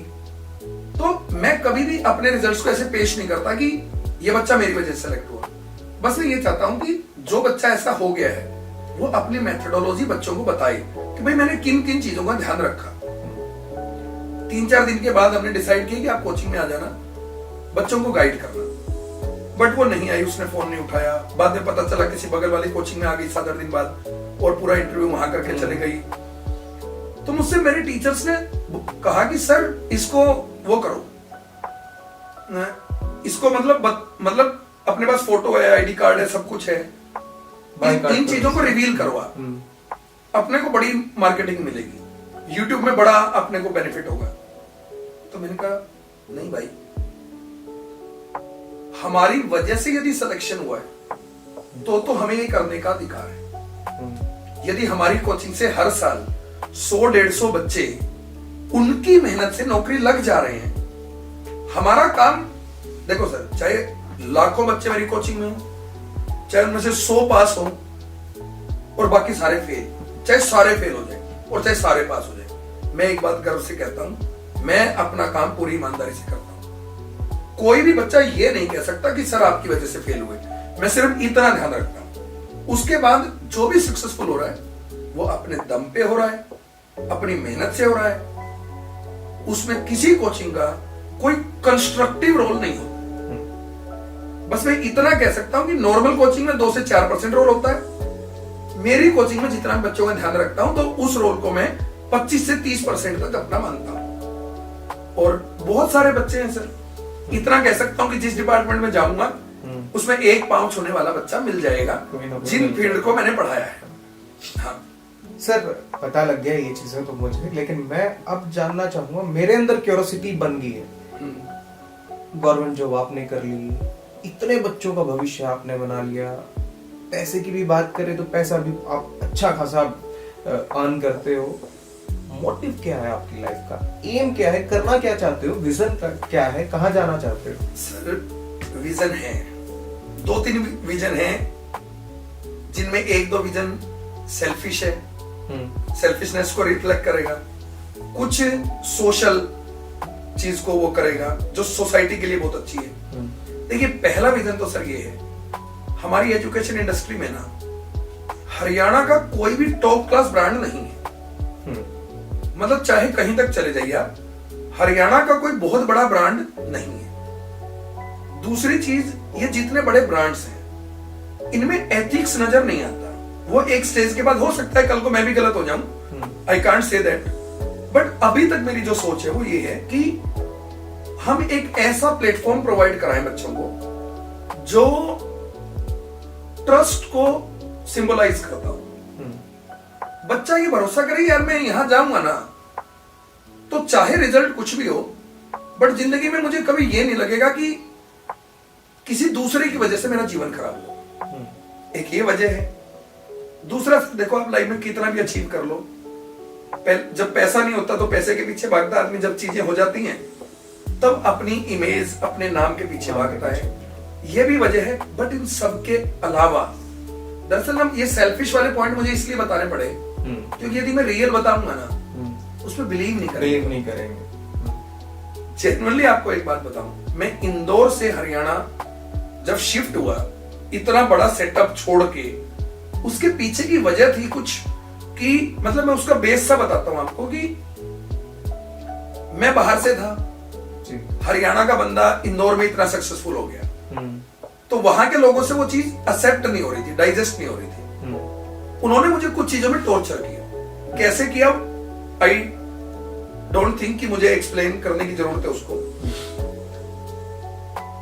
2-4 वाक्य ऐसे हुए कि मैंने अपने आप को प्रताड़ित महसूस किया कि यार मेरा घर हो, वो सारी घटना मेरे साथ इसलिए हुई क्योंकि वो मेरा स्टेट नहीं था। आप हरियाणा से हो, हाँ, वो अलग जगह है। वो घटना सिर्फ इसलिए हुई। हालांकि हम एक ऐसे देश में रहते हैं जहां बहुत अच्छे अच्छे लोग भी होते हैं, वहां भी थी। बट इंपॉर्टेंट चीज होती है कि कुछ लोग नेगेटिव आपके साथ सिर्फ इस बेसिस पे कर रहे हैं कि आप उस स्टेट से संबंध नहीं रखते हैं और यहाँ के बहुत सक्सेसफुल हो गए आप। तो मुझे एक चीज महसूस हुई बार बार कि यार अपने तो अपने होते हैं, अपनी मिट्टी अपनी होती है, अपना गांव होता है। मुझे ये पता है सर कि मैं सबसे ज्यादा इमोशनल हूं अपने घर के लिए, फिर गांव के लिए, फिर जिले के लिए, फिर राज्य के लिए। देश का कद सबसे बड़ा है, बट यदि मैं देश के अंदर की बात करूं सीक्वेंसिंग की, तो सबसे पहले अपना घर दिखता है, फिर अपना गांव दिखता है। मेरे गांव से ना एक बड़ा अच्छा रिकॉर्ड है मेरा। मेरे गांव के लोग, कैथल डिस्ट्रिक्ट में मेरा गांव है बुलाना, वहां से जिसने भी अपना बच्चा मेरे पास भेजा सबको सफल करके लौटाया। मैंने किसी का बच्चा विफल नहीं हुआ। एवरी सिंगल चाइल्ड, हाँ, जिसने भी भेजा मेरे पास। ऐसा नहीं कह रहा मैं कि 20-50 आए, लेकिन 7-8 आए, सारे जॉब।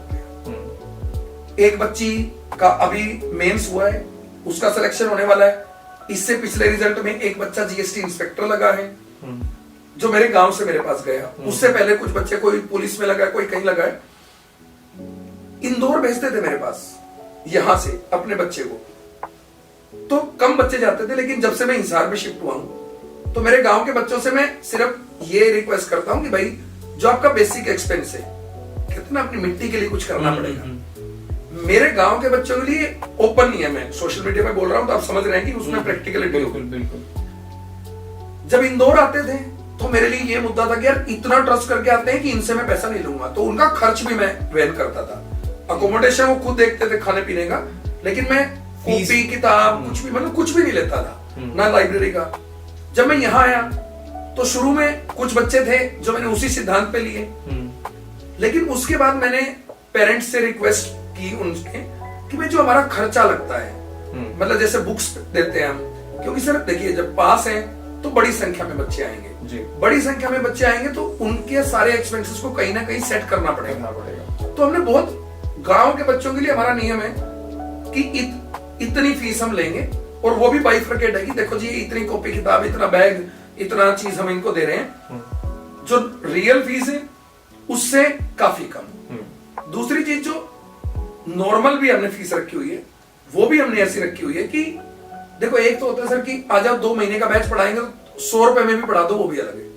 एक जेन्युइन फीस होती है, आपके एक्सपेंसेस होते हैं, आपको प्रीमियम टीचर को पैसा देना है। अभी यहाँ पर 200 रुपए घंटे वाला टीचर भी और मेरी कोचिंग में 2000 रुपए घंटे में पढ़ा रहा है, ऐसे भी टीचर है, तो उनके एक्सपेंस भी हमें देखने। तो फीस वगैरह ये सारी चीजें हमने की हैं, लेकिन इन सब के पीछे जो मेरा अल्टीमेट गोल है ना सर, वो ये है कि इस देश में जितने भी गवर्नमेंट जॉब्स के पद हैं, जितने भी अपॉर्चुनिटीज हैं, उन पे पूरे पे हरियाणा कब्जा करे। This is my ultimate goal. कि हरियाणा का हर इतनी नौकरियां देश में नहीं है कि पूरे देश का हर बच्चा नौकरी लग जाए, बिल्कुल इतनी है कि हरियाणा का हर तो बच्चा। लागे जाओगे। तो मेरा विजन बिल्कुल नीट एंड क्लीन ये है कि हरियाणा का हर बच्चा सक्सेस को अचीव करे और जितने देश के रिसोर्सेस हैं उन पे कब्जा करे। सर मैं भी कल से आपकी एकेडमी आना स्टार्ट करता हूँ, क्योंकि आपने जिस तरीके से ये सारी चीजें बताई, आप गूज़बम्प खड़े कर दो, तो मुझे लग रहा है कि भाई मैं तो पक्का HCS निकाल लूंगा कहीं ना कहीं से। तो मैं भी कल से आऊंगा, और जितने पॉडकास्ट आज हमारे स्टूडेंट्स देख रहे हैं तो जल्दी से सर से मिल लीजिए, नीचे नंबर चल रहा है उस पर कॉन्टेक्ट कर लीजिए।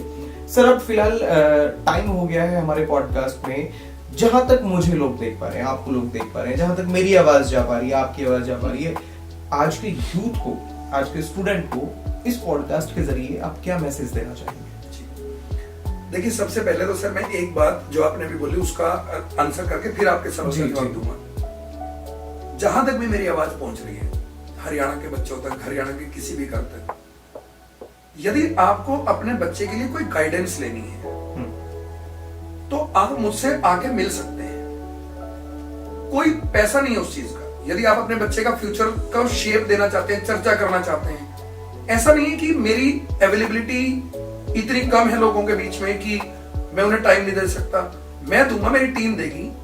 आपके बच्चों की मदद करने में निस्वार्थ भाव से, जिसका कोई ना पैसा लेंगे ना कुछ लेंगे, डायरेक्शन तय करने में, फ्यूचर तय करने में हम निःशुल्क आपके साथ खड़े हैं।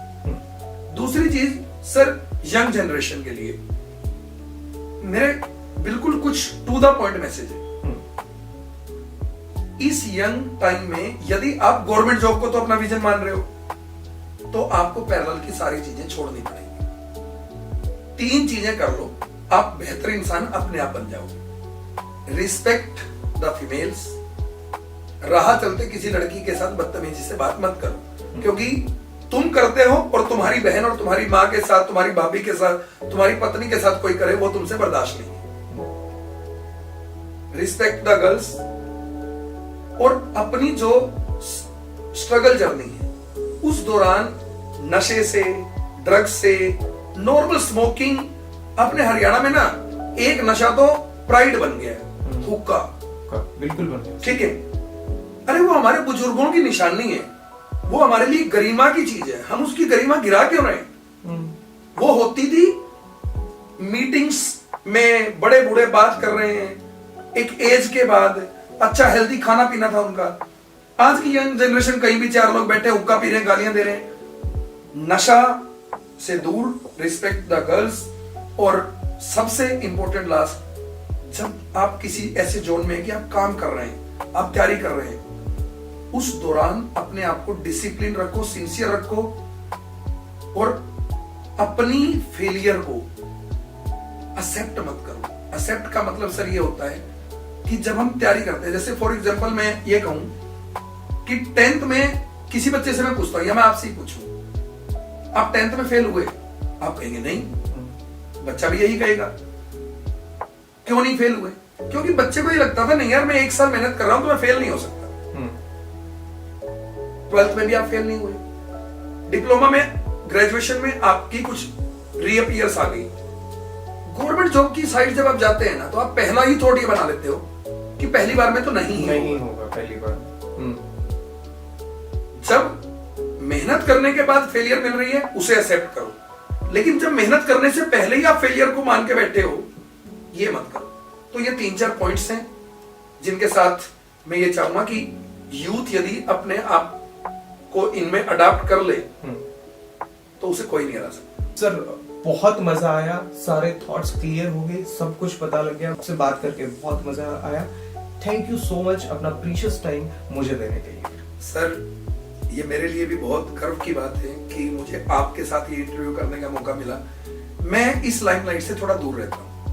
मेरे पास, मैंने जैसा स्टार्टिंग में बताया था कि जो आपका प्लेटफॉर्म का नाम है वन मैन शो जी, आप उसका जो मेरे पास साइड कार्ड आया स्टार्टिंग में, तो मैंने मना कर दिया था, लेकिन फिर एक संयोग ऐसा हुआ कि आप लोग मुझसे मिल पाए जी।